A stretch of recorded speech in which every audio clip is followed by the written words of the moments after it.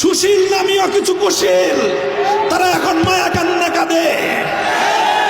খবরদার, হুঁশিয়ারি উচ্চারণ করতে চাই, 5ই আগস্টের স্বাধীনতা সংগ্রামের বিরুদ্ধে, গণ অভ্যুত্থানের চেতনার বিরুদ্ধে যারা কথা বলবে, পিঠের চামড়া থাকবে না।